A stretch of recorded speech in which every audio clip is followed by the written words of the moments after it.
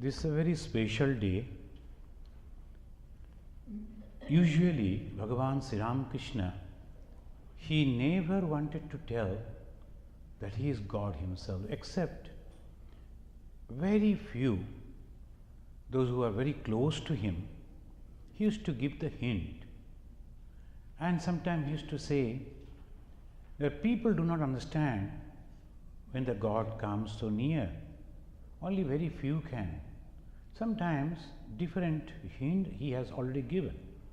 But in 1886, he broke the whole barrier and expressed that he is God himself. And he blessed all people, whoever came. That we will be discussing afterwards, slowly. This is the first time in our Vedanta society we are observing this program. All through these years, our devotees, they used to do this in their home. They used to organize some program, Ram Nam. Today also we went. They had that Ram Nam. Again we came over here. As because it is easy for all people to approach inside the ashram. In the ashram they can gather. But one thing, this is the day only for the householder devotees. When Bhagavan Sri Ramakrishna blessed and graced only householder devotees, not a single sannyasi was there. Though they were observing the whole thing, they never came to Sri Ramakrishna or touched his feet or prayed to him. So this is the day usually the devotees they observe, and it is believed, and thousands of people last night, thousands of people, they queued before that place, Kashipur Uddan Bhatti. Whole night in this cold they will be there, only to get a glance of that particular room where Sri Ramakrishna, and the place where Sri Ramakrishna became the God himself. And in the beginning, we will all offer our pranam. I think you have got this paper handout. Please give it to. And I will chant one or two mantras. You please repeat along with me. Niranjanam Nityam Anantarupam Bhaktanukampa Drita Vigraham Vai Ishavattaram Parameshamidyam Tam Ramakrishnam Shirasa Namamaha. He is Niranjana, no stain. The stain means the selfishness. Since the God has no selfishness, no desire, and he is not having me and mine, so that's why God is free from any stain. So Niranjanam, then Nityam is continuous. Always, every moment he is present. Then Anantarupam, in different forms, in different times, he has come. Anantarupa. And not only that, all that we see in different names and forms are nothing but the manifestation of God. Yumam pashyati sarvatra, sarvam cha mai pashyati. Bhagavad Gita, Sri Krishna is telling the same thing. Who he can see me in everything. Then that God, who is all pervading, all powerful, all merciful, he comes. And Drita Vigraha, he takes a form. And why? Bhaktanukampa. only to bless, only to grace the devotees. Bhaktanukampa. But those who are not devotees, those who are not the faithfuls, they don't believe, they will have to wait.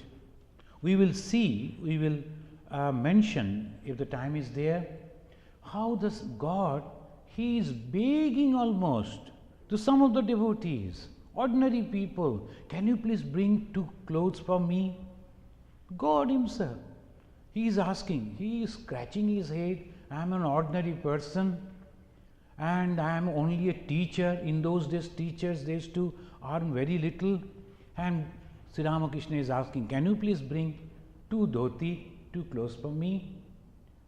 And a very rich person is coming to him with 10,000 rupees. In those days, is unthinkable, and he is not accepting it. So this is God grace comes only those who are really, as Lord Jesus said, pure in heart. So this type of people, he is not accepting everybody's money or everybody's seva, services, and not calling or blessing each and every one. So that we have to understand. And here, Drita Vigraham Vai Bhaktanukampa. Who is he? Isha Avataram. Parameshamidyam. And this is Ramakrishna. Tam Ramakrishnam Shirasa Namamaha. Now again we will bow our head down at his feet and chanting this one. Niranjanam Nityam Anantarupam Bhaktanukampa Drita Vigraham Vai Ishavataram Parameshamidyam Tam Ramakrishnam Shirasa Namamaha. This Sri Ramakrishna, he brings Mangala, always happiness, always best thing to the lives of people. And a few slokas I will chant, and please follow me, and afterwards some other programs we will do. Mangalam Deshikendraya Yaminam Chakravartine Parashakti Swarupinai Divyai Bhavatu Mangalam Satyasandhasya Bhaktasya Shuddhi Ramasya Sunabe Gadadharaya Medinyam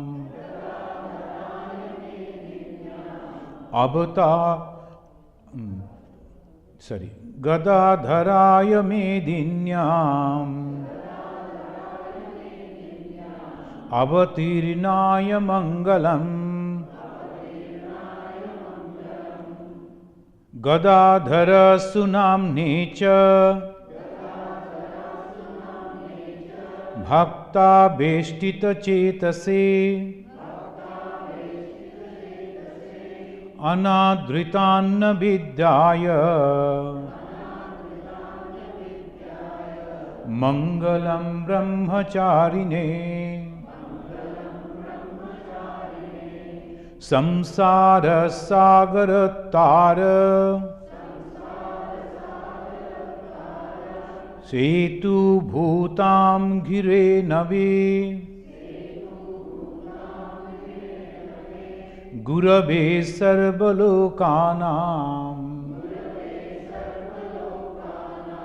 Ramakrishnaya Mangalam. Samsar Sagar. Everywhere it says samsara is a ocean. This samsara means that which is constantly changing. Samyak sarati ya sa samsara. Constantly changing, whatever is constantly changing is samsara. But is constantly binding us also. Because of this, we suffer. Our desire, and then to fulfill that desire, some karma, for the karma, some action, and then result of that action, it goes on. And here only Bhagavan Sri Ramakrishna, who is the guru, who is the preceptor, who is the master, what he does, Gurave Sarvalokanam, he is the preceptor of all being. This Ramakrishna helps us, teaches us to cross this ocean of bondage of birth and death, death and birth. Constantly these things are going on, and that is the reason. Once again we will chant this one and try to remember the meaning while you are chanting, so that it becomes a prayer. Samsara Sagarottvara Setu Bhutam Gire Nave Gurave Sarvalokanam Ramakrishnaya Mangalam. Om Sthapakaya cha dharmasya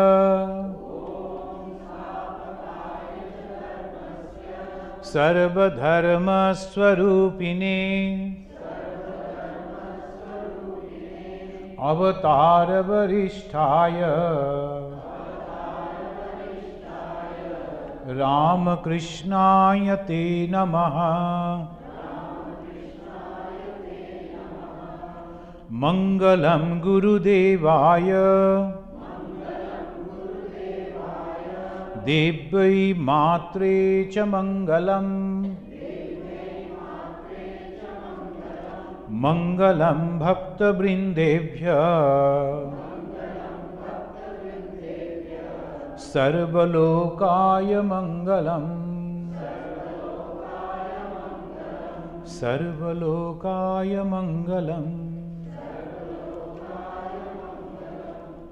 Let each and every one be happy. This is a new year, and new year means always with new hope. We always take the accounts what we have done. In every year we try to achieve something, and at the end of the year, on the 31st December, we try to make that account where whatever we wanted, could we achieve something? How far we have reached? So this is the way people usually do in the society and also the individual people. Bhagavan Sri Ramakrishna on 1st January, do you think that it is just accidental? On that particular day, on the 1st January, when the people are taking a new resolution that this year my planning will be like this, I am going to achieve this, that new January, 1st January 1886, he said, Tomader Chaitanya hok, let all you be conscious. That is the goal. We fix up the goal. We say that we have to study, we have to reach over there, we have to complete this, and next. Ultimately, after completing all this, when our life is almost over, when we turn back, we say, what we have done? We have not achieved anything. With all these things that we wanted, we have achieved, we have got, but we are not satisfied.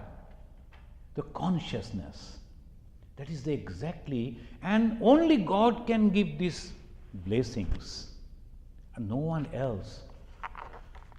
Today, some of our friends, they will be reading out from the Gospel of Sri Ramakrishna, then 1 or 2 devotional songs I will try to sing along with all of you, then the reading from the masters, then the significance of the Kalpataru Day. Then exactly at 3:10. And when they will be reading, you can find out that at 3 o'clock this Sri Ramakrishna, he came down. 3:10 he blessed. So 3:10 one conch will be blown, and immediately all of you be quiet and pray individually. Whatever the prayer, don't feel shy. You can pray anything because God is our mother, God is our father.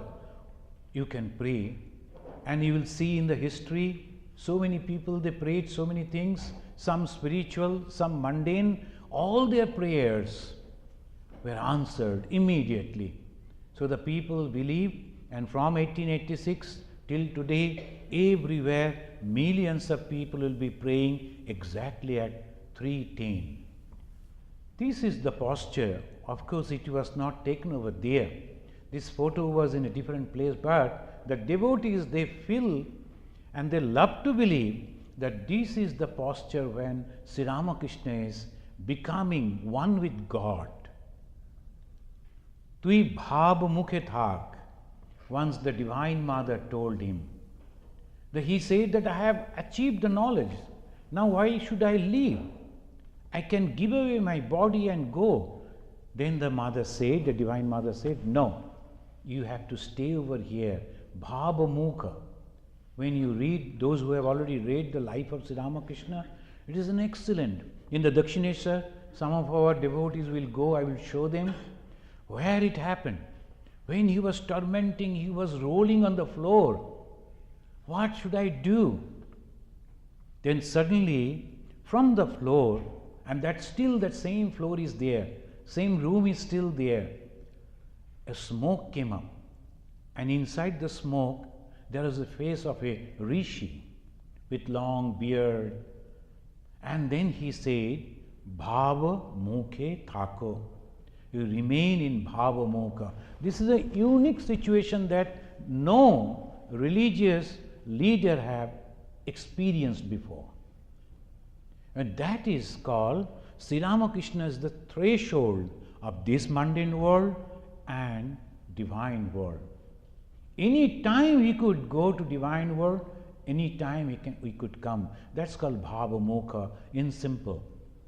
This is the condition of the bhava mukha. At this moment he is merged with God. Some of our Swamis, they asked Kelucharan Mahapatra. Many of you must have heard his name. He is a very famous dancer, a classical dancer. So why Sri Ramakrishna is standing like this? Then the Kelucharan said, this is the symbol that two is one. When one can think, I and my God are one, then he is full with joy. And this, in the left hand that he is holding like this, heart is full with joy, bliss, eternal. So that is the reason he is asking us to merge with God. We are different from God, constantly think different from God. Why? Because ego. The moment we give away the ego, we become one with God. So this is, and many other people, they tried to explain like this. So this is the best explanation I felt. So here now, Sri Shupti Lahiri, he will read out from the Gospel of Sri Ramakrishna.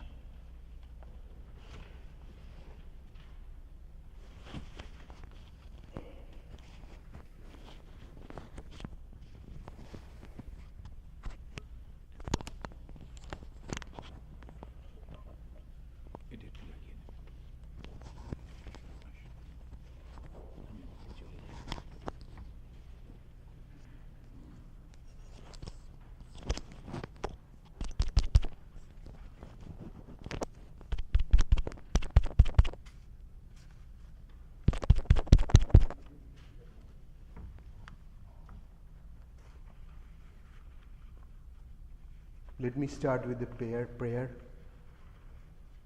Tava kathamritam tapta jivanam Kavi bhiritam kalma shapaham Sravanam mangalam Srimadaatatam Bhuri grinanti je bhurida janaha.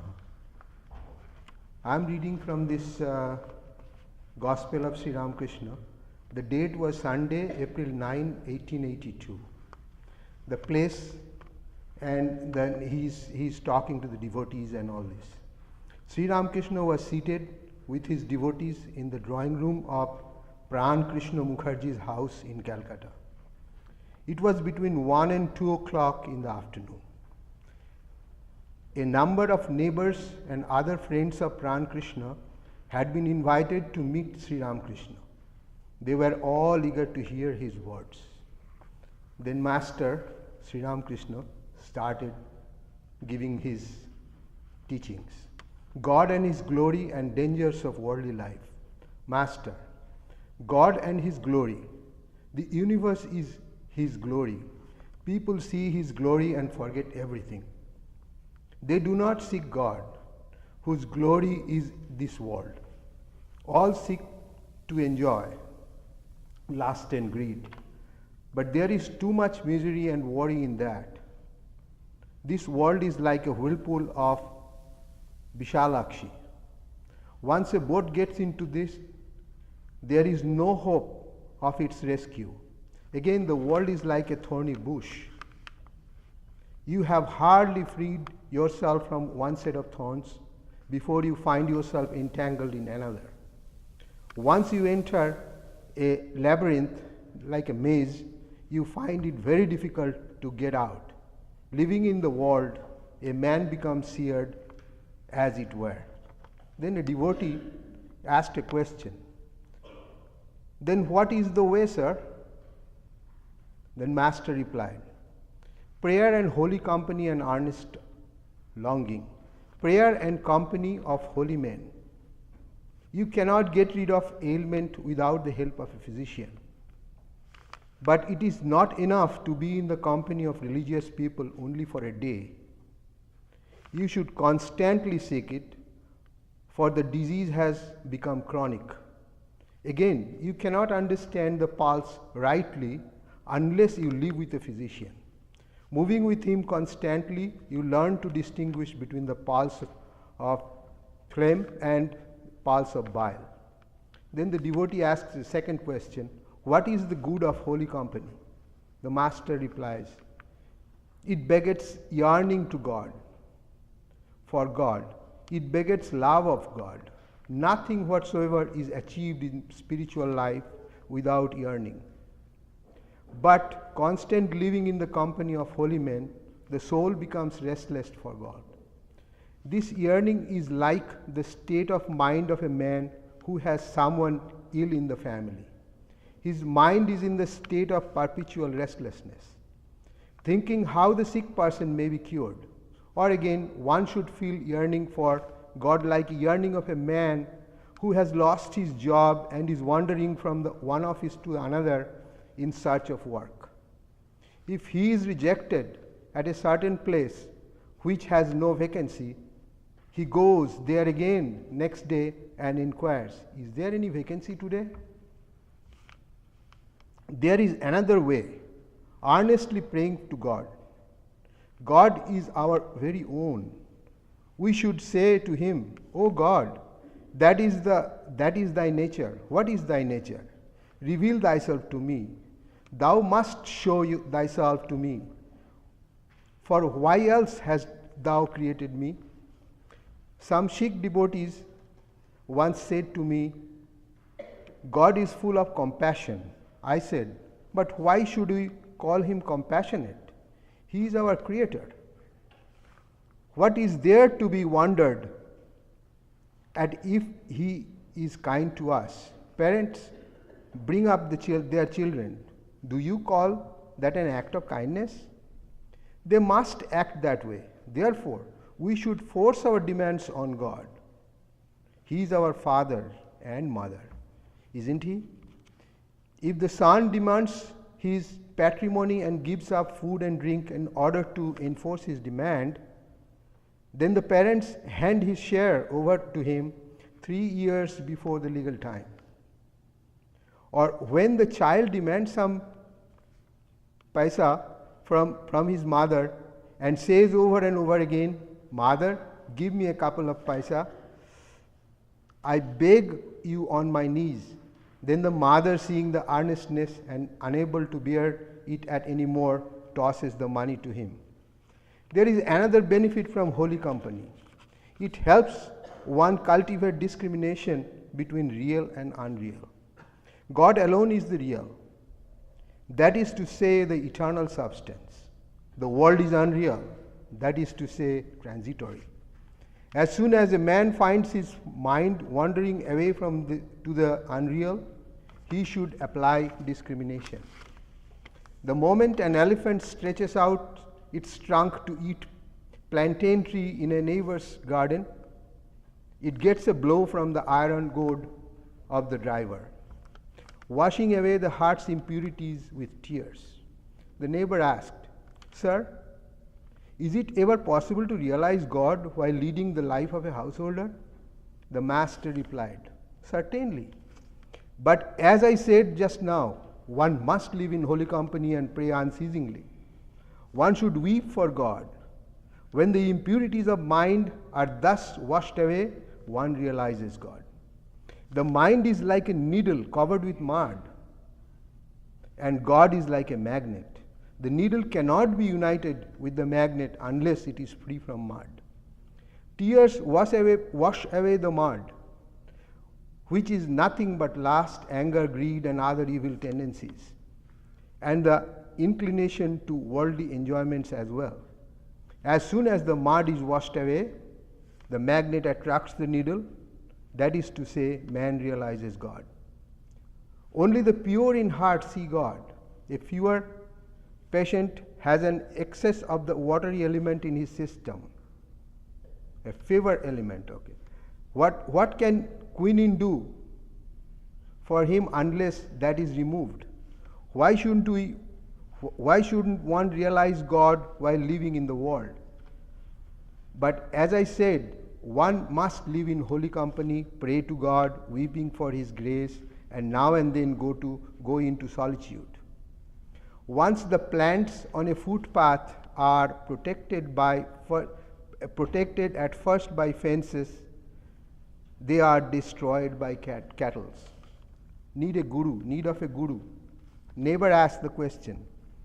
Then householders too will have the vision of God, won't they? The master replied, everybody will surely be liberated, but one should follow the instructions of the guru.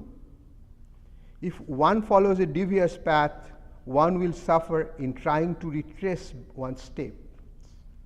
It takes a long time to achieve liberation. A man may fail to obtain in this life. Perhaps he will realize God only after many births. Sages like Janaka performed worldly duties. They performed them bearing God in their mind as a dancing girl dances, keeping jars or trays on her head. Haven't you seen how the women in northwest India walk, talking and laughing while carrying water pitchers on their heads? Neighbor asked another question. You just referred to the instructions of the guru. How shall we find him? The master replied, anyone and everyone cannot be a guru. A huge timber floats on water and can carry animals as well, but a piece of worthless wood sinks if a man sits on it and drowns him. Therefore, in every age, God incarnates Himself as the Guru to teach humanity. Satchidananda alone is the Guru. What is knowledge, and what is the nature of this ego? God alone is the doer and none else. That is knowledge. I am not the doer, I am a mere instrument in His hand. Therefore I say, O Mother, Thou art the operator, I am the machine.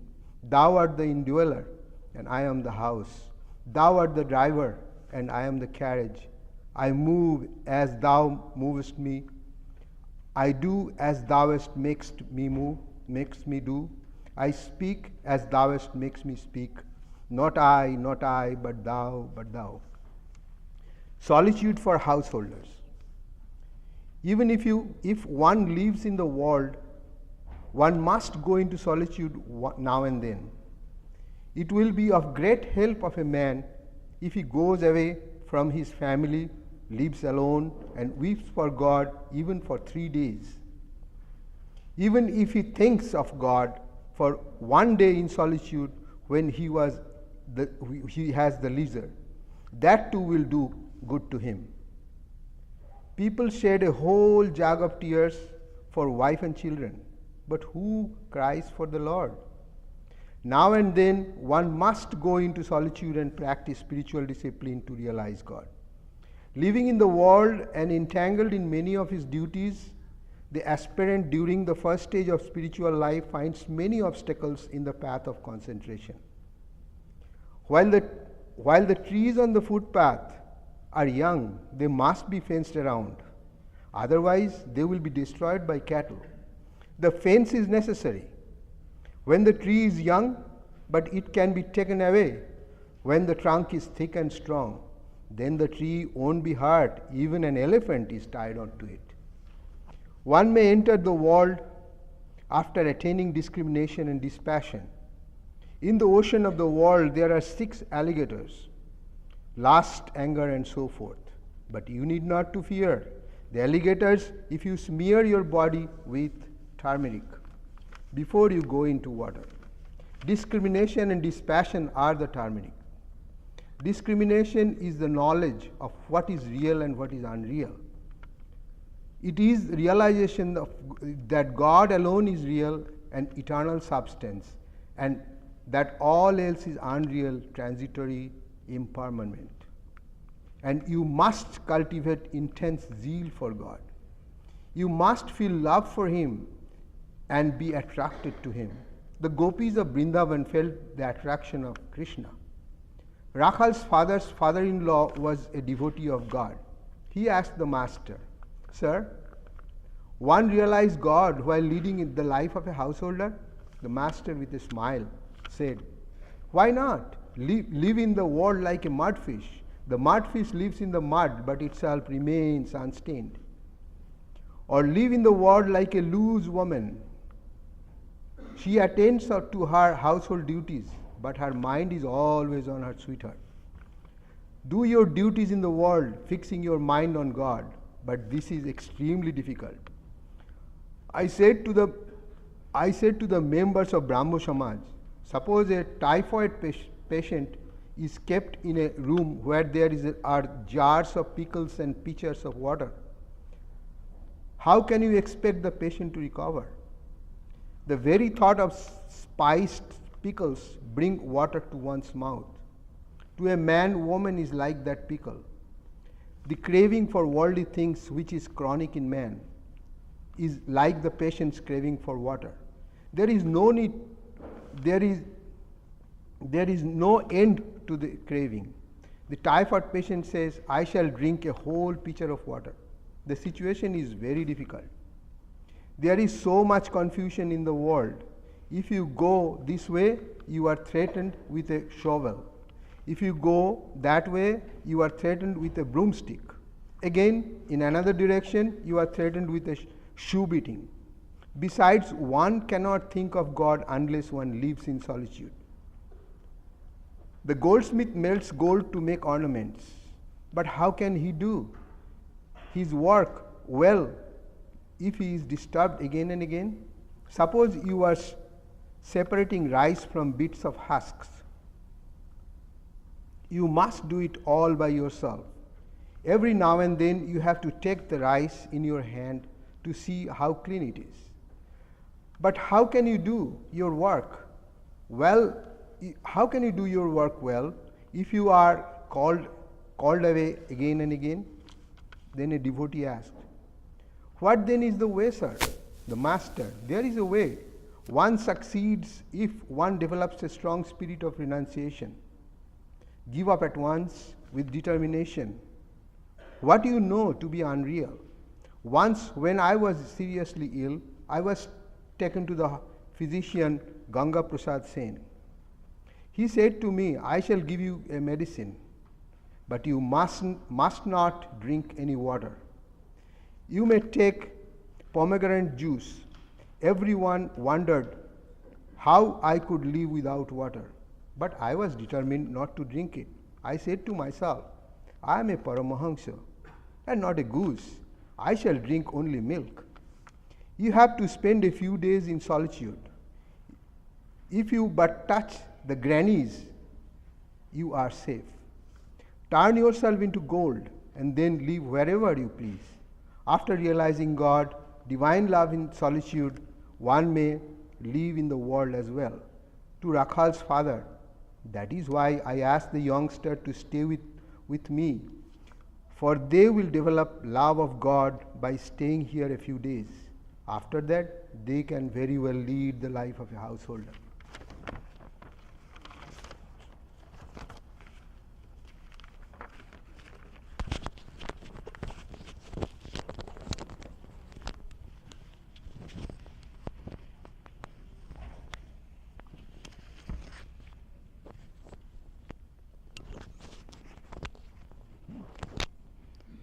That was the wonderful teaching of Swami Sri Bhagavan Sri Ramakrishna.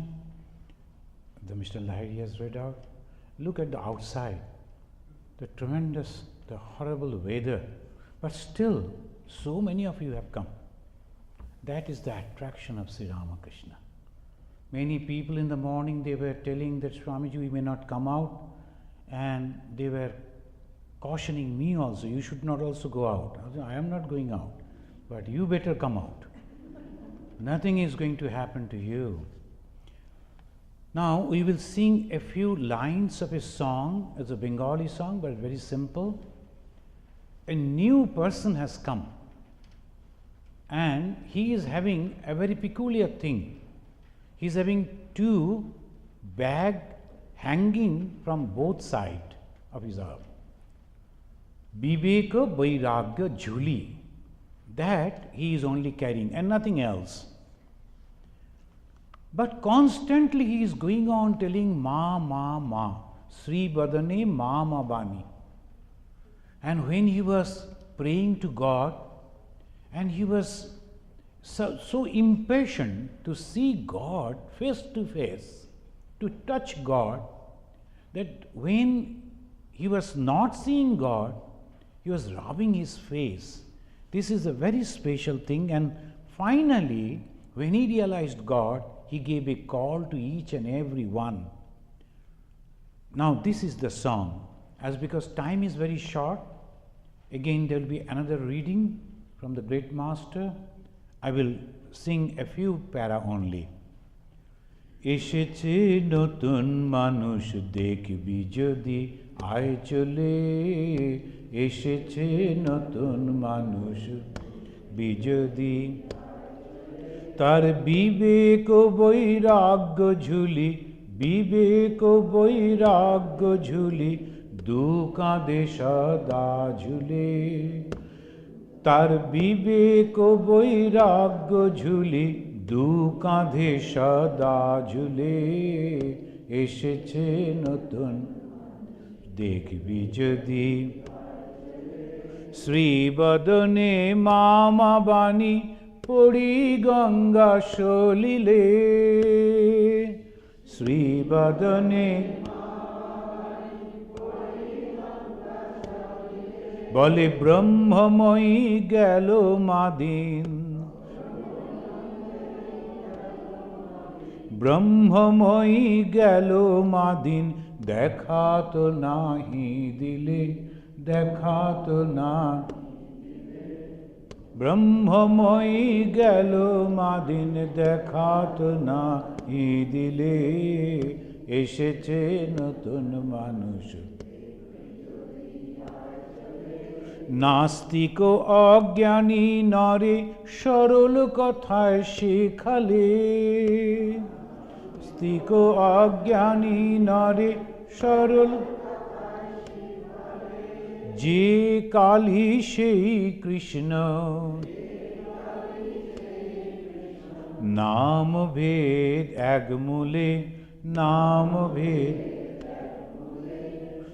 এসেছে নতুন মানুষ দেখবি এসেছে নতুন aqua water পানি বাড়ি নাম দেয় জলে aqua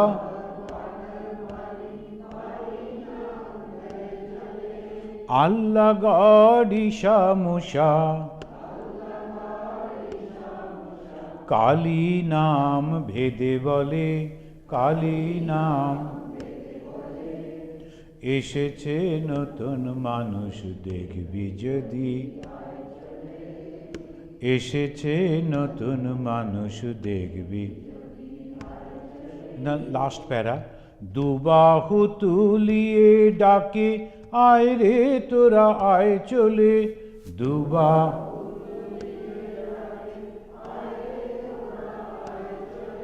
When Bhagavan Sri Ramakrishna, he realized God, then afterwards people, they used to come to him. After talking with them, he used to get frustrated and used to complain to mother whom he was sending. I cannot talk to them. They always talk about the property, about the women, about the this and that. That burns my face. It is not possible for me. Send me some pure-hearted soul, good people. And then there was if you go to Dakshineshwar, you will find still that house is there. That's called Kuti Badi. From the rooftop, he used to look towards the Calcutta, crossing the Ganges, and used to give the call. Dubahu tuliye dake, ay re tora ay chole. Dubahu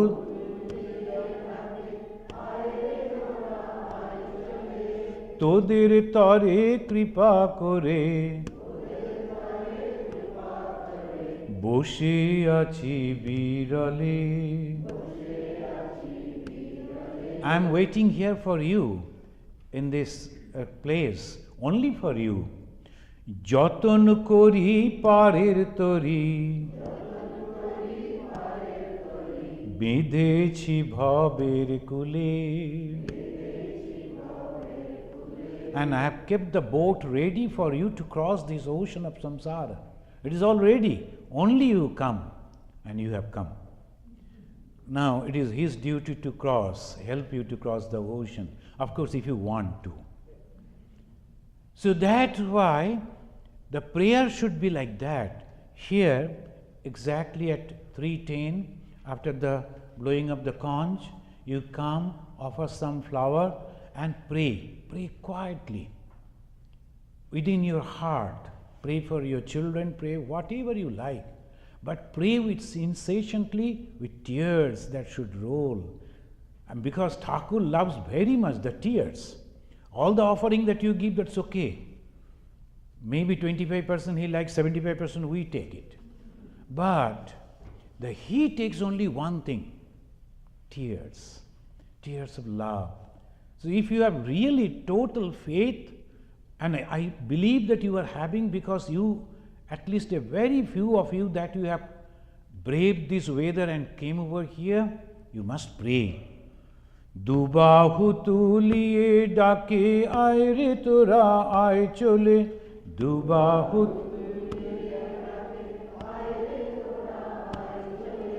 তোদের তরে কৃপা করে বসে আছি বিরলে যতন করি পারের তরি বেঁধেছি ভবের কুলে এসেছে নতুন মানুষ দেখবি যদি আয় চলে এসেছে নতুন মানুষ Now that particular portion, what happened? It's a history. It's not that somebody is telling something, it's a mythology, some stories, nothing like that. All people were present. All names are also there. So what happened that particular day? Swami Saradanandaji Maharaj has recorded, and that portion now Sudha Gupta, she will read it out before us.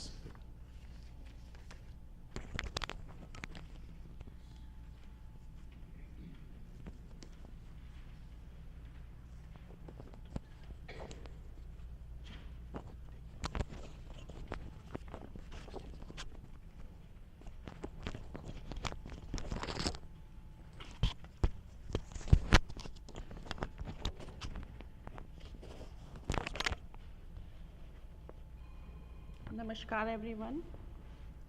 On January 1, on January 1, 1886, the master felt better and expressed a desire to walk in the garden for a short while. Because it was a holiday, the householder devotees began arriving at Koshipur garden after midday, individually and in groups. The master came down from upstairs at 3 p.m. There were more than 30 people talking amongst themselves inside the house and sitting under the trees in the garden. They all stood up reverently and bowed down when they saw him. The master went out through the western door of the hall, descended onto the garden path, and proceeded slowly southward to the gate. The devotees followed him at a little distance. When he reached the midpoint of the path between the house and the gate, the master saw Girish, Ram, Atul, and few others under a tree on the west side of the path. They bowed down to him and came to him joyfully. Before anyone had spoken a word, the master addressed Girish, asking him, Girish, what have you seen and understood about me that makes you say all these things, that I am an avatar and so on to everyone, wherever you go? Unperturbed, Girish knelt down at the master's feet, folded his hands before his raised face, and responded in a voice choked with emotions. What more can I say of him? Even the sages, Vyasa and Valmiki, could find no words to measure his glory. Girish's sincere faith expressed in those words so moved the master that he said to devotees, while looking at Girish, what more need I tell you? I bless you all. May you all be illumined. He became overwhelmed by love and compassion for his devotees and went into ecstasy after uttering those few words. Their selfless and profound blessing touched the devotees deep within their hearts, and they became mad with joy. They forgot time and space, they forgot the master's illness, they forgot that they had vowed not to touch the master until his recovery. They saw that a wondrous divine being had come down to them from heaven and was calling to them affectionately. They also felt that their suffering grieved him and that he saw carrying in his heart an infinite pain and compassion for them and offering them shelter as selflessly as loving mother. They became anxious to bow down to him and take the dust of his feet. Their cries of victory to Ramakrishna resounded in all directions as one by one they bowed down to him. As they touched his feet, the ocean of master's compassion burst through all bounds and created an astonishing phenomena. Almost every day in Dakshineshwar, we had seen the masters become overwhelmed with compassion and grace and bless some devotees with his powerful divine touch. On this day, as he remained in a semi-ecstatic state, he began to touch each devotee present in a similar way, and their joy was boundless. The devotees understood that from this day on, the master would no longer conceal his divinity from them or from anyone else in the world. They had no doubt that from now on, all sinners and sufferers, despite their shortcomings, lack of spirituality, and feelings of inadequacy, would find shelter at his blessed feet. Seeing the master in that unique and exalted state, some became speechless and could only watch him as if bewitched. Some called out loudly to everyone inside the house to come and be blessed by the master's grace. Others picked flowers from the garden and began to worship him, uttering mantras and showering him with flowers. When the master's ecstasy came to an end after some time, the devotees calmed down. The master finished his walk in the garden, then returned to house and sat down in his room. Ramchandra and some devotees have said that on that day, Master became the Kalpataru, the wish fulfilling tree.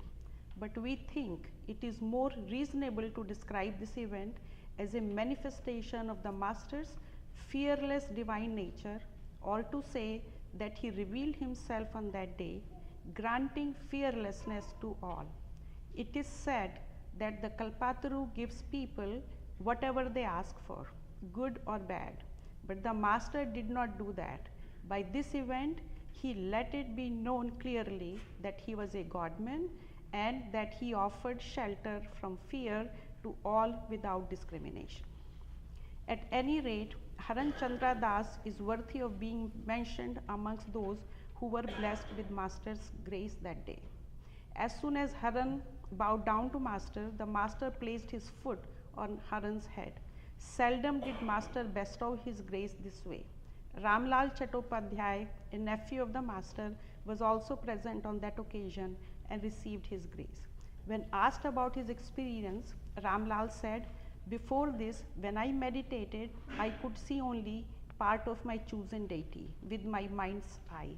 When I saw his feet, I could not see his face, and when I saw his face from his face to his waist, I could not see his feet.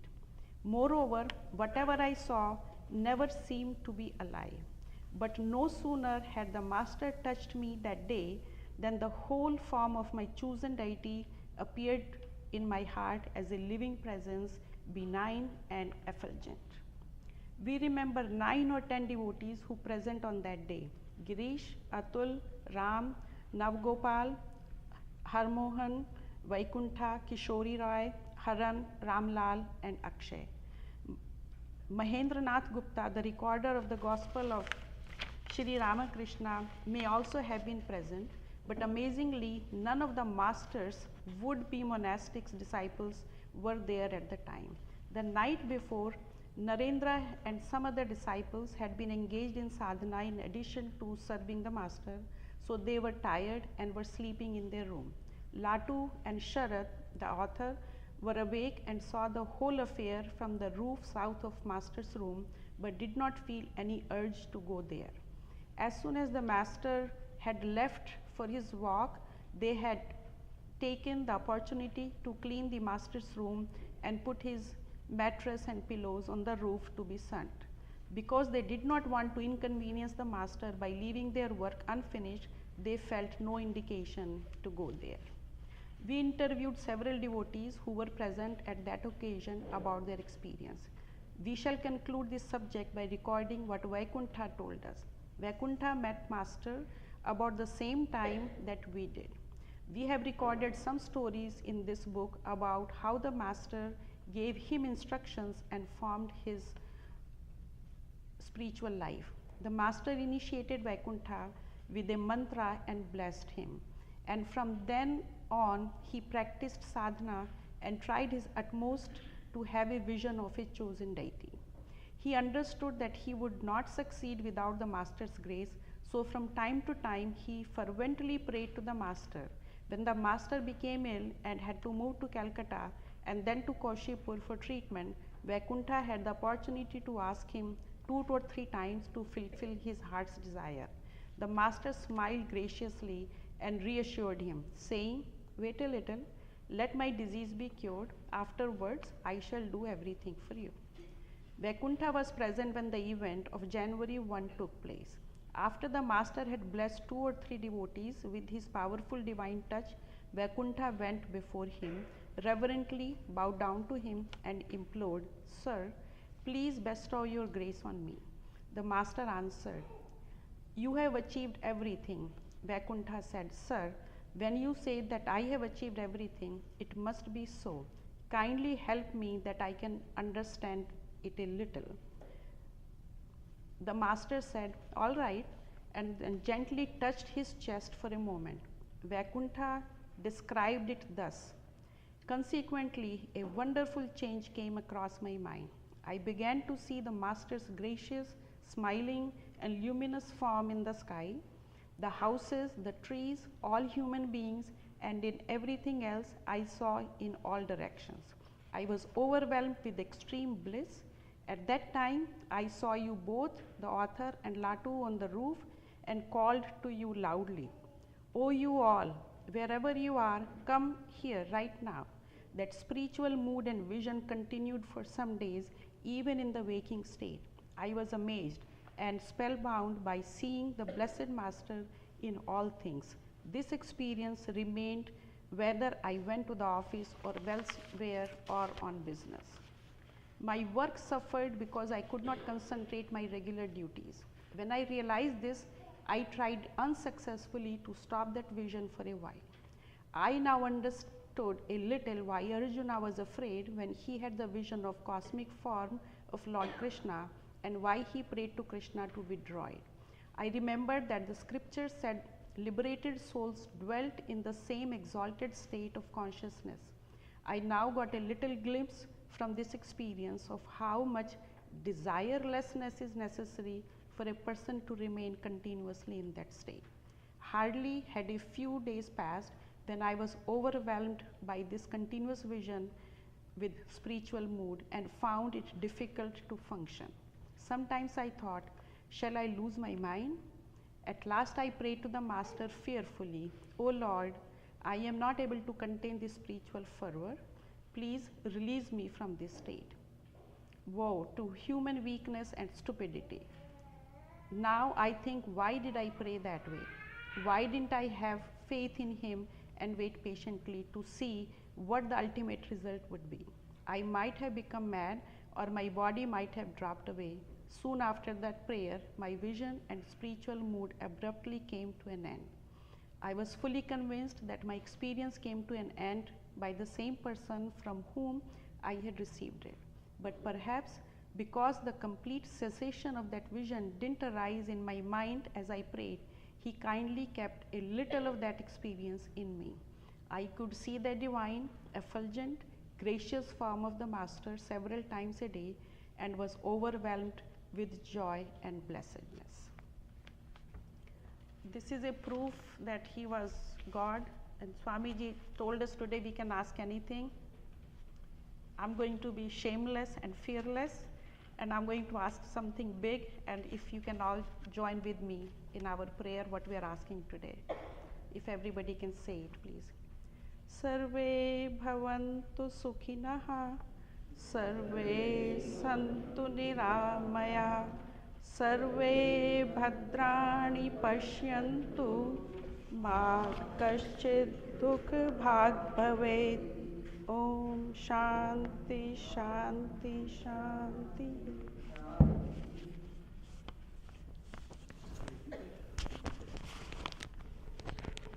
না এখন নয়।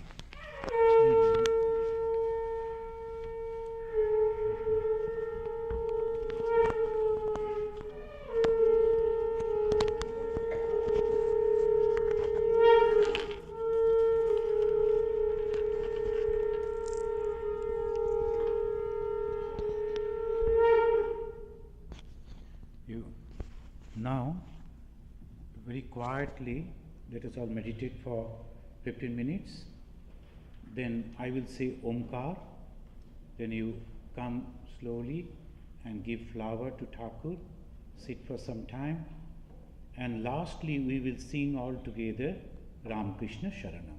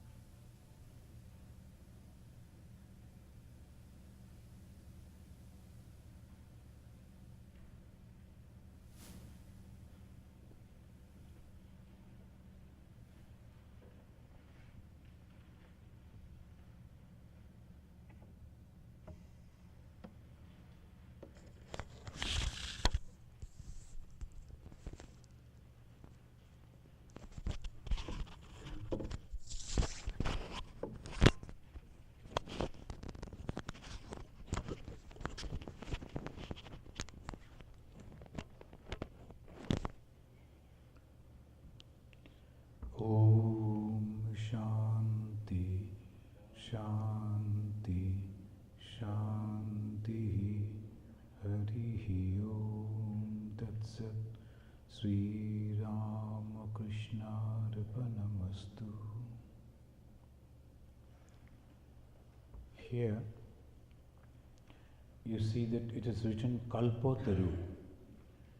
Kalpa means kalpana, imagination. Taru means the tree. That they say in imagination that there was a tree, whoever used to go under that tree and pray, his prayer is to be fulfilled. One person was not knowing this. He was an ordinary person. He was walking a long distance from his one place to his own village, and he found that tree only on the road, and it was shade was there. So he went under that shade, sat over there, and leaning against the tree, he was just thinking, I am so tired, so hungry and thirsty. If only I could, right this moment, could get the food as the king he gets, king of our country, the food that he gets with the golden plate, on the golden plate if I could get, and that would have been wonderful. Right this moment I want a lot of food. Moment he thought, immediately some people brought food on a golden plate, his wish was fulfilled. Kalpataru, because he was sitting under that tree. After the eating, he was thinking, now I am satisfied, my hunger and thirst has gone, but now I am feeling sleepy. If I could get a very soft bed, and if people can come and massage my feet, it will be so nice. I could sleep well. Immediately that was also arranged. And while going to sleep, suddenly this fellow, that's why we have to understand Kalpataru is there, but what we are going to pray. Now, without discrimination, he thought, oh my God, it is becoming dark, and when I will be sleeping, I cannot resist my sleep. If I go to sleep, then if the tiger comes, and tiger also came. So that's why one should be very, very careful when we are praying to God. Whatever you ask, you will get. Some of the wonderful incidents are there. Then one person, as Shudaji was reading, Harish Mustafi and all these people, the names are there. Whatever they asked, one Upendranath Mukhopadhyay, he was the friend of Swami Vivekananda. He was feeling shy. Then Thakur himself called him. He said, what's the matter? He said, I am feeling shy to pray before you. Why? Because I want not spiritual gain, want money. I want to be very rich. And really he became very rich afterwards. Bashumati Sahitya Prakashan, it is there. Sri Ramakrishna blessed that also you will get. Whoever, whatever they prayed, that was there. But a wonderful prayer song is there. Ramakrishna Sharanam. I am taking refuge, and I do not know what I should beg for me, ask for me, but you know me better. Sri Ramakrishna himself is telling, if the father is holding the hand of the son will never slip, because father is holding the hand. He may be playing while walking or looking at the back or this and that, but when the father is holding the hand, he is taking all care. But when the son is holding the hand of the father, maybe inadvertently he will leave the father's hand and he will be lost somewhere. So it is better to give the responsibility on him. Hold my hand, I do not know. I like to enjoy this world. I like to play.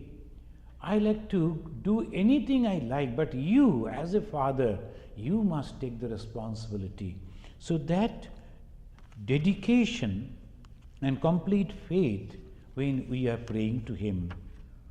Labdhva katanchin narajanma durlabham. They say narajanma, this human birth, is very, very rare. Katanchin narajanma durlabham. Tatrapi pomstam sruti paradarshanam. And again, maybe by the grace of God, if we have got this desire to know God, realize God, that is the greatest thing in our life. So one should always think that I have got this human birth. I have got so many things. Now I should not waste it. Just to, life is nothing but wastage, wastage and wastage. They are spending life in so many ways. But what should I do? I will do my duties, whatever comes before me, as a householder, as a sannyasi, as an administrator, as a teacher, whatever the responsibility that I am, and at the same time, constantly we will go on repeating the name of God. Ramakrishna Sharanam. And this Sri Ramakrishna, he is also the Guru. So we will sing this song, and then please come over here and offer whatever you like to offer and pray to Thakur, and then go and take little prasad. Very simple song, simple this music also, the melody. Ramakrishna Sharanam 3 times. Kripa hi kevalam. Prabhu Kripa, please have grace on me. Sharanagataham, I am taking refuge. When the Arjuna was debating, arguing, whole 1 chapter, so many slokas, Krishna quietly listened, didn't say anything. But when he said, I cannot think now anymore, I take refuge in you, immediately God's grace started coming. Sharanagataham, I am your Sharanagata.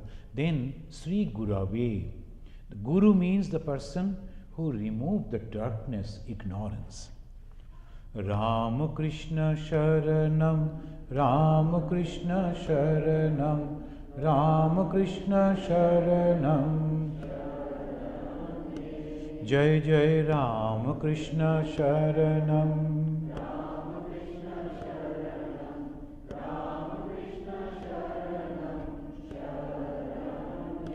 Prabhu Kripa hi kevalam, Kripa hi kevalam, Kripa. Prabhu Kripa hi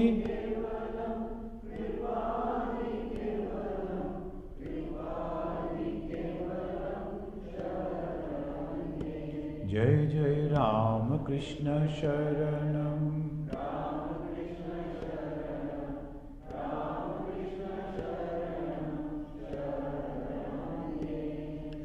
Sharanagatam, Sharanagatam, Sharanagatam, Sharani.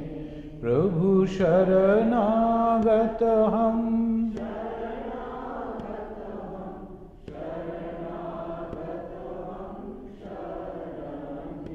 Jai Jai Ramakrishna Sharanam.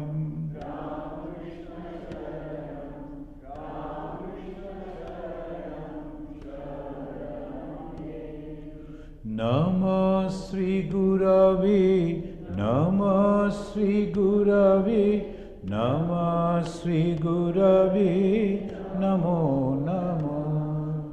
Namah Sri Gurave.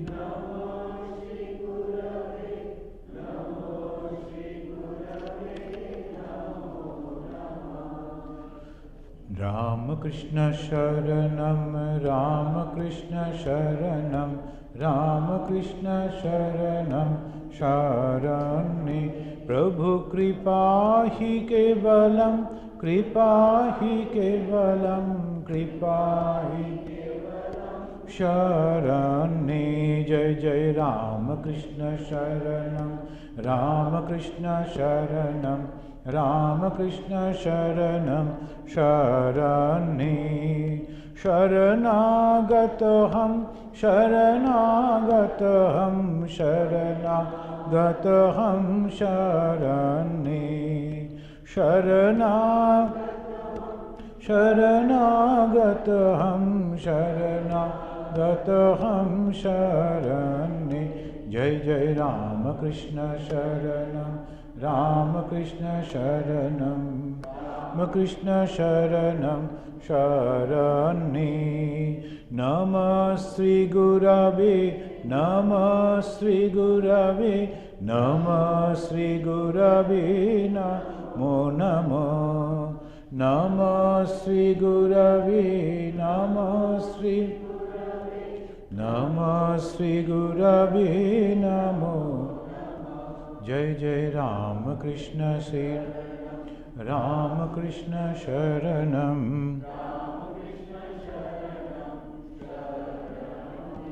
Now keep that paper on your lap and clap. Ram Krishna Jaya Jaya Ram Krishna Ram Krishna Ram Krishna Ram Krishna Jaya Jaya Ram Krishna Ram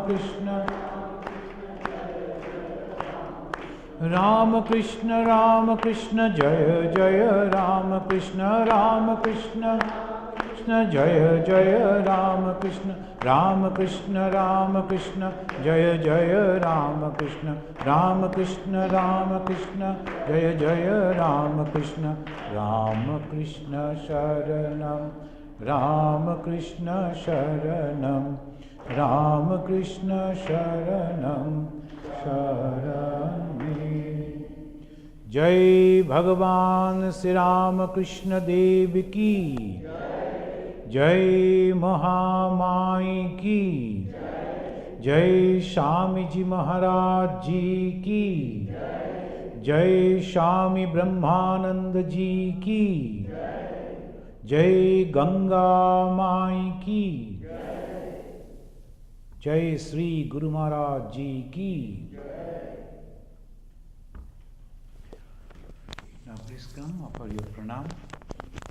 This Bhagavan Sri Ramakrishna said, our mind, it thinks good, and sometimes when we don't want even, then the bad thought comes, fear comes, jealousy comes, painful thoughts comes, and we suffer. And what is the way out? This. Clap your hands, sing the name of God. So that's why I was telling you to do it. Remember it. Only take the name of Ramakrishna. Loudly, clapping your hand. All the thought that is tormenting your mind will be vanished.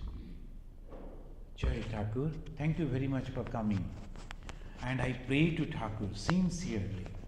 In the morning also I told, now also I say, I don't have the power to bless them or to do anything. But at least when I say, please come, today we will be observing this function. They are coming, they have come, and in this terrible condition, in this terrible atmosphere, weather, and you must bless them. And he should. Pray to him. Thank you very much.